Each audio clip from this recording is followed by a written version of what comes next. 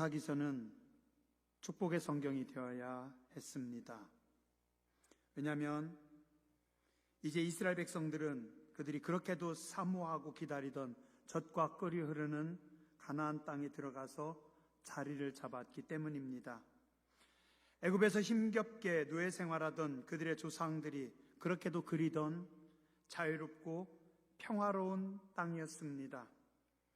아무것도 없는 빈 광야에서 모세와 그의 할아버지, 할머니, 부모님 세대가 그렇게도 바라던 풍요로운 땅에서 이제 그들의 자손들이 살아가고 있습니다. 근데 어리석은 이스라엘 백성들은 하나님께서 주신 축복의 땅에서 하나님께서 주신 복을 다 깨트리고 차버리고 맙니다. 왜요? 사사기 3장 7절 말씀합니다. 이스라엘 자손이 여호와의 목전에 악을 행하여 자기들의 하나님 여호와를 잊어버리고 바알들과 아세라들을 섬긴지라. 사사기 3장 11절 12절 그 땅이 평온한 지 40년에 그나스의 아들 운니엘이 죽었더라. 이스라엘 자손이 또 여호와의 목전에 악을 행하니라. 이스라엘 자손이 여호와의 목전에 악을 행함으로 여호와께서 모압 왕 에글론을 강성하게 하사 그들을 대적하게 하시매 라고 성경은 말씀하고 있습니다. 살만하니 이제 받은 은혜와 복은 잊어버리고 하나님의 목전에서 악을 행하니라. 어쩌면 오늘 지금 우리나라의 상황과도 많이 비슷합니다. 우리 한국은 5,000년의 역사를 자랑한다고는 하지만 전쟁과 치욕의 역사였고 참으로 배고픈 민족이었습니다. 많은 외세의 침략에 항상 짓밟히고 빼앗긴 한의 민족입니다. 우리는 조선시대 중국, 일본의 침략에 국토가 유린되었고 백성들이 다 죽어나갔습니다. 우리 할아버지 할머니들은 일본의 나라를 빼앗기고 가장 비참하고 힘든 35년의 세월을 지냈고 우리 부모님들은 미국과 러시아, 중국의 패권 가운데 끼어서 6.25 전쟁을 겪었고 이 작은 한반도 땅이 반으로 갈라져서 사회주의와 자본주의의 서로 다른 길을 걷는 한민족 두 나라가 되었습니다. 그러나 전국 방방곡곡에 교회가 세워졌고 예배하고 기도하는 남한 땅은 지금 아주 작지만 세계 6위의 국방력과 세계 10위의 경제력을 가진 축복의 땅이 되었습니다. 그런데 지금 우리와 우리의 자녀들은 어떨까요? 많은 우리의 자녀들이 하나님이 어디 있냐고 하면서 하나님의 목전에서 악을 행하고 있습니다. 어리석은 사람들의 가장 큰 특징이 뭔지 아세요?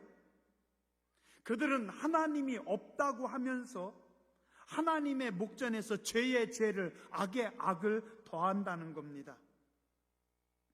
로마서 1장 21절 이하에 보면 하나님을 알되 하나님을 영화롭게도 아니하며 감사하지도 아니하고 도리어 그 생각이 허망하여지며 미련한 마음이 어두워졌으니 스스로 지혜 있다고 하지만 어리석게 되어 썩어지지 아니하는 하나님의 영광을 썩어질 사람과 새와 짐승과 기어다니는 동물 모양의 우상으로 바꾸었느니라. 그러므로 하나님이 그들을 마음의 정욕대로 더러움에 내버려 두사 그들의 몸을 서로 욕되게 하게 하셨으니 이는 그들이 하나님의 진리를 거짓 것으로 바꾸어 피조물을 조물주보다 더 경배하고 섬김이라. 주는 곧 영원히 찬송할 이시로다.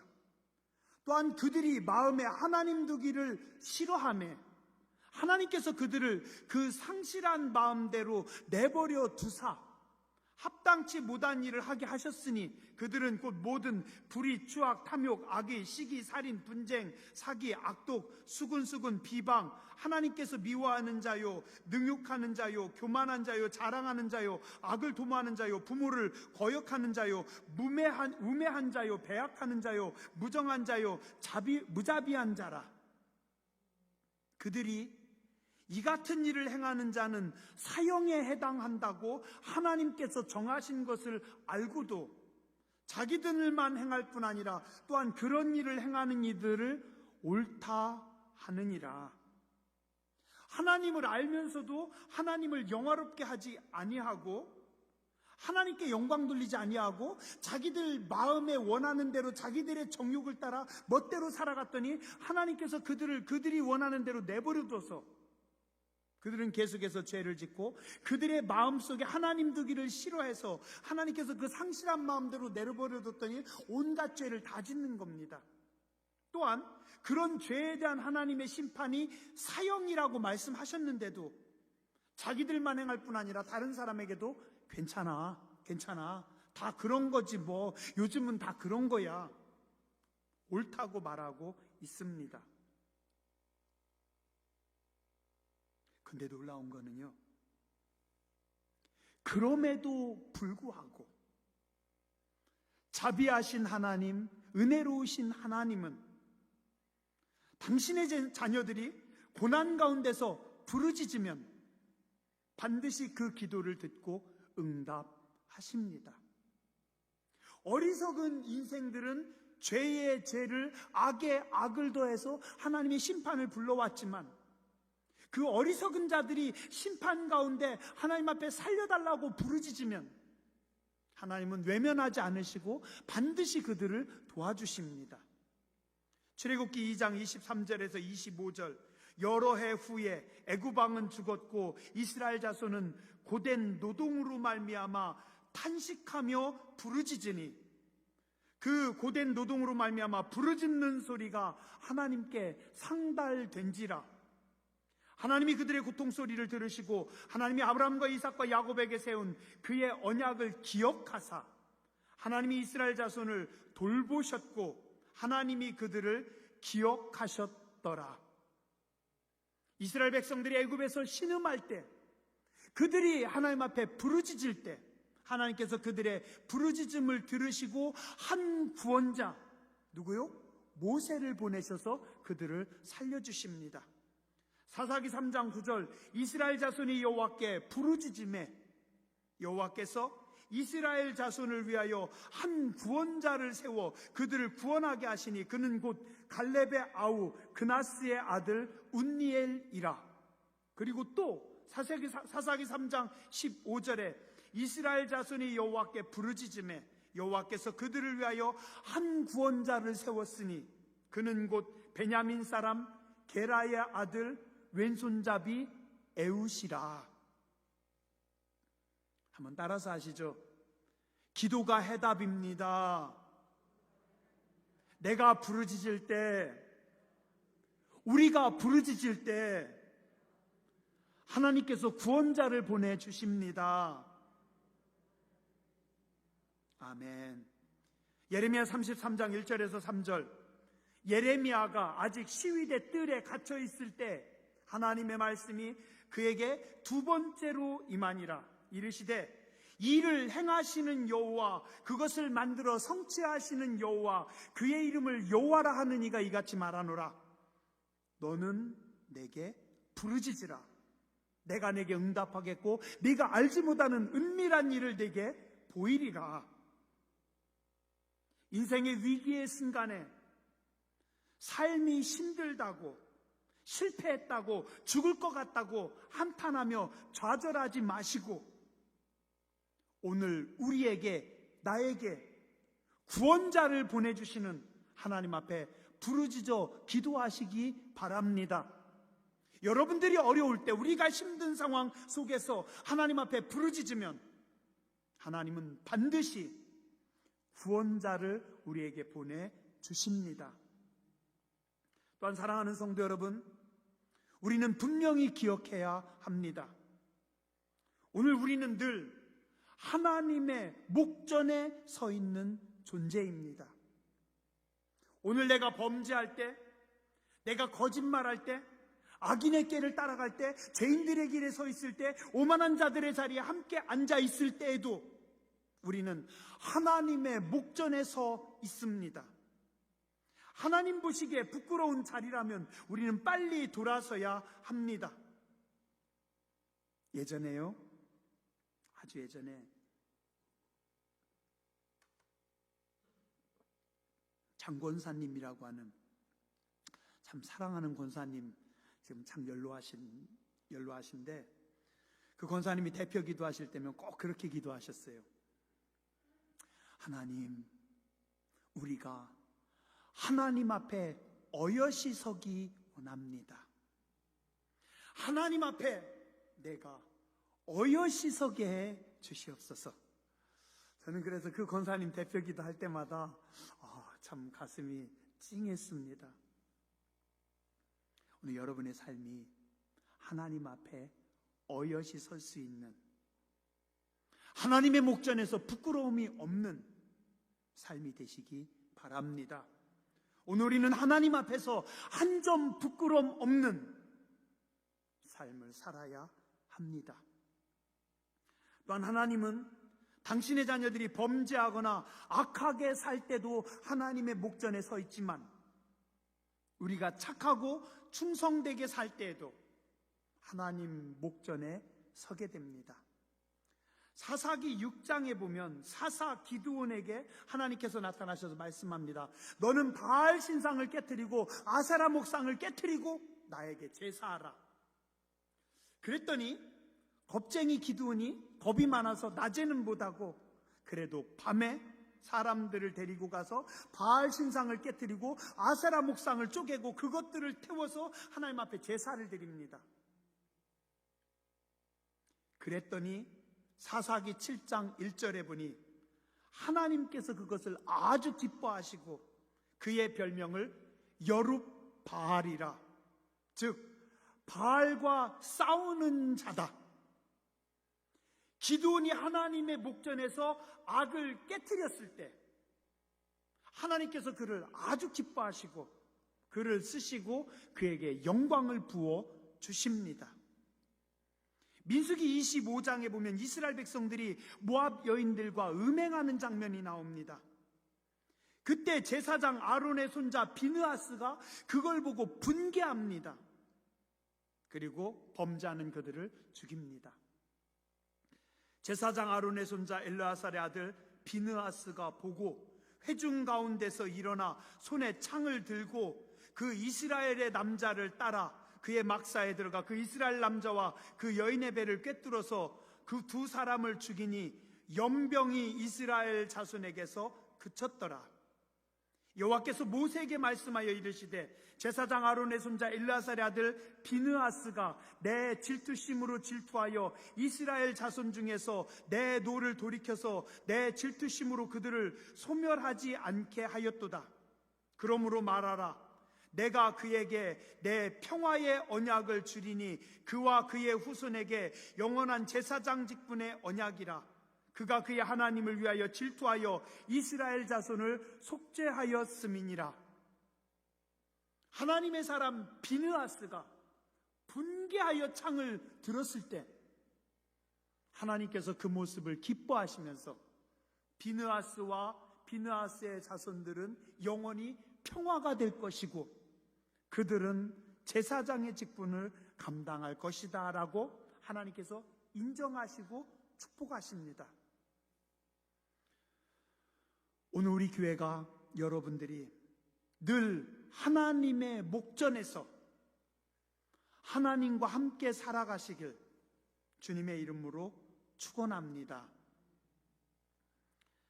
사사기 시대에는 이스라엘 백성들이 하나님께 받은 복을 까먹고 많이 범죄하였고 그로 인해서 징계와 어려움이 많았습니다. 근데 그때마다 그들은 하나님께 맞을 때마다 하나님 앞에 엎드려 부르짖습니다. 그랬더니 그들이 부르짖을 때마다 하나님께서 구원자들을 보내주셨습니다. 400여 년 동안에 12명의 사사를 보내주셔서 이스라엘을 위기 가운데 구원하십니다.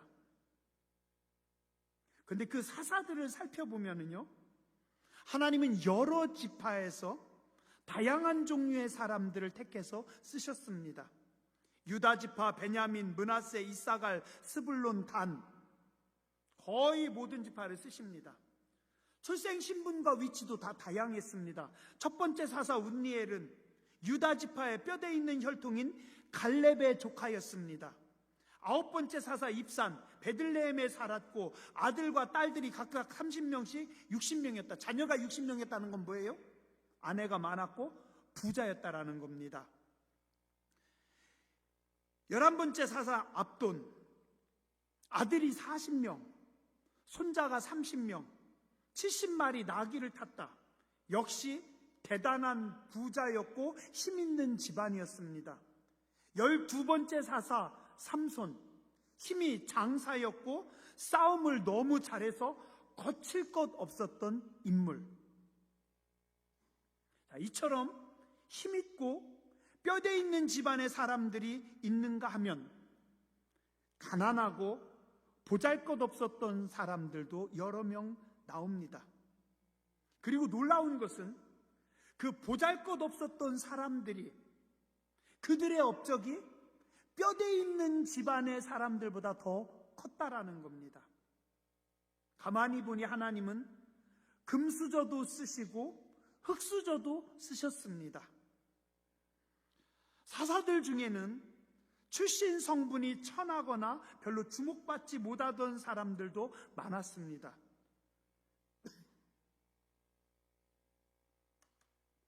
네 번째 사사 드보라, 이스라엘 사람들이 숫자에도 넣지 않는 천하게 여기는 여인이었습니다.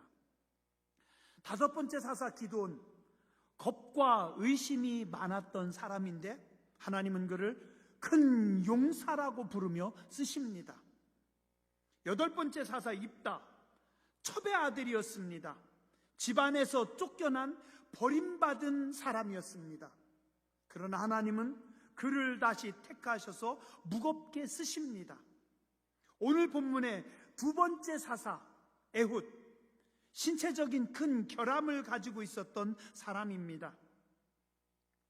하나님은 귀한 자들도 쓰시지만 보잘것 없는 자들, 문제가 많은 사람들, 결함 있는 사람들도 귀하게 쓰셨습니다. 자, 오늘 두 번째 사사 에훗, 그를 쳐다봅니다. 그는 지도자로서 부족했던 사람입니다. 왜냐하면 나라가 혼란하고 어려운 시대에 군인으로서 군대를 이끌고 전쟁을 해야 되는 장수로서 치명적인 육체적 결함을 가지고 있었습니다. 성경은 그를 뭐라고 하냐면 왼손잡이 에훗이다라고 소개합니다. 우리는 그냥 왼손잡이라고 보는데 원어에서는 더 자세히 설명합니다. 뭐라고 하냐면 오른손에 제약이 있는 사람, 즉 오른손을 쓸 수 없는 사람.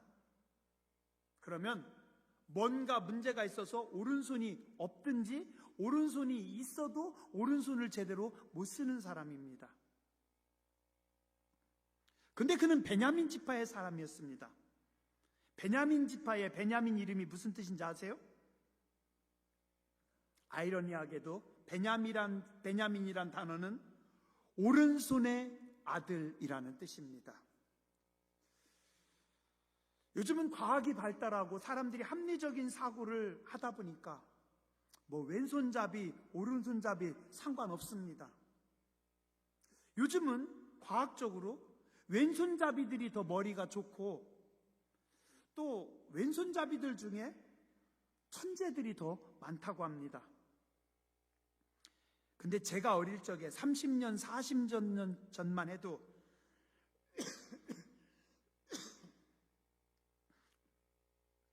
왼손 쓰면 뭐라고요? 고집이 세서 안 돼. 왼손 쓰는 사람들은 인생이 좀 운명이 드세. 그죠? 그렇게 얘기하셨어요. 그래서 왼손을 잘 못 쓰겠습니다. 3400년 전 이스라엘 사람들 왼손잡이요 멸시하고 싫어했습니다.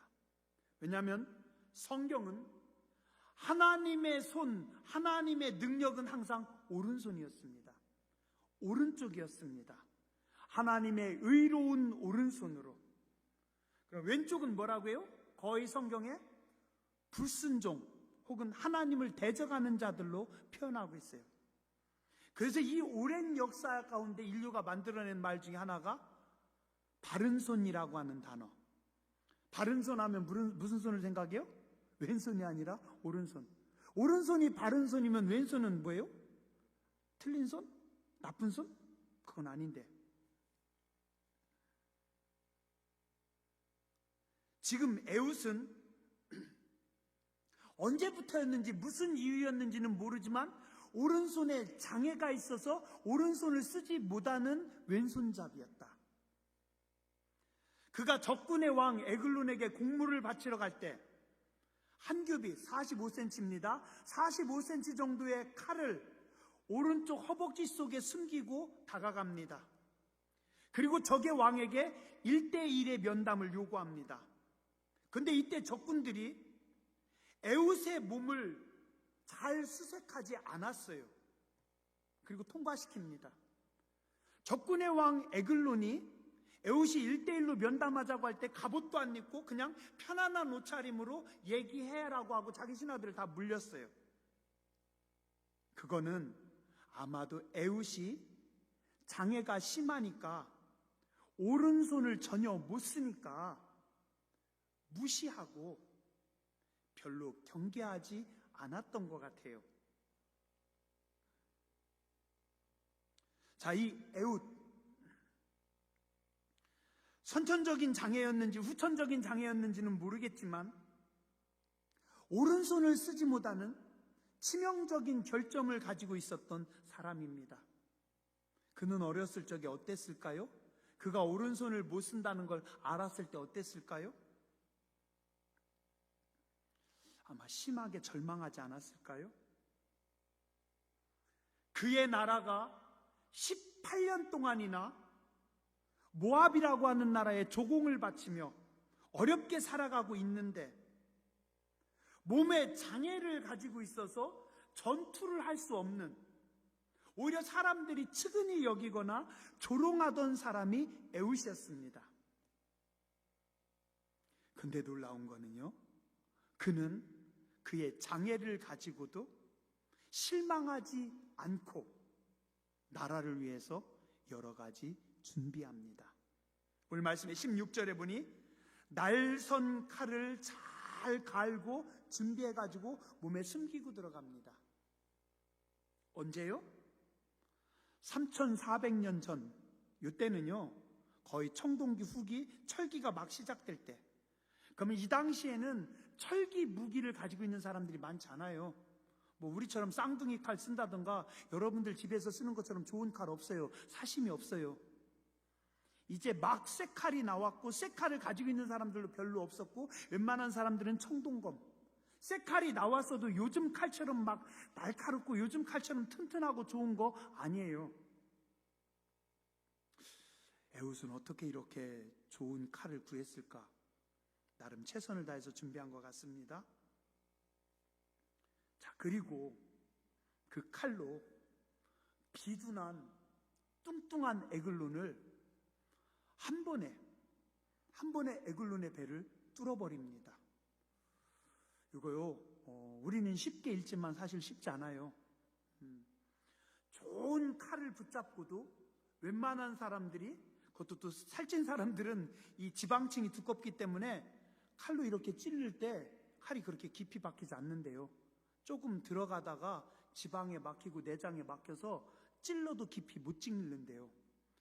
근데 칼을 찔렀는데 칼자루까지 다 들어갔다라는 거는 그만큼 힘이 엄청났다라는 거예요. 힘이 아주 좋고 정확했다.